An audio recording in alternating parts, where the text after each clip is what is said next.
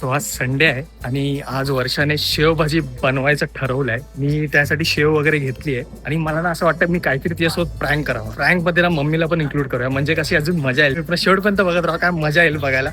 Expression बघूया आणि तिचं रिॲक्शन बघा काय करते ती. तर मम्मीला पण आता सांगतो नक्की आपल्याला प्रँक मध्ये करायचं काय. मम्मी जे सांगेन ते प्रॉपर करायचं. ओरिजिनल एक्सप्रेशन पाहिजे. तुला जे सांगेन ते ऐक आणि ते तसंच करायचं. ओरिजिनल ऍक्टिंग करा. काय बोलतात ते, ओव्हर ऍक्टिंग नाही करायला जायची, ऍक्टिंग करायची. ठीक आहे, डन. तर आमचं काय शेवभाजी आणि हा खरडा बनून तयार आहे भाकरी सोबत. सो आम्ही प्रत्येक जण एक रिव्ह्यू देणार की कसं बनलंय. असं संडे स्पेशल बनवलंय. यशू सांग कसं बनवलंय. हा म्हणजे कसं बनलंय. खूप जास्त आलंय, खूप जास्त आलंय. आई बघ तू जरा थांब. मम्मी इतना ओवर एक्टिंग नहीं करने का. खरड झालंय. खूपच खाणं झालंय. तुझे ते माझा हात थांबवला नाही समजली.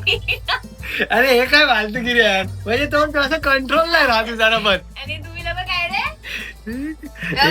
हे असं शेवटीला तू बनवलं म्हणजे तू शेवटीला खायला पाहिजे बाबा.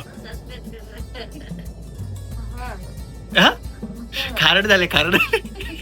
खारट ना मन आहे तुझं मन. तुझं मन खारट अरे आहे. माझं मन खूप गोड आहे म्हणून तुला ठेवलंय. म्हणजे तू गोड आहे की तू खारट आहे का नाही ना. मी तुला म्हणजे- एंटर करू दिलं माझ्या लाईफ मध्ये. तू घाबरा. अरे पण तू गोड आहे ना. माझ्या मनात तू आहे म्हटलं तर तू गोड असायला पाहिजे, तू खारट नसायला पाहिजे.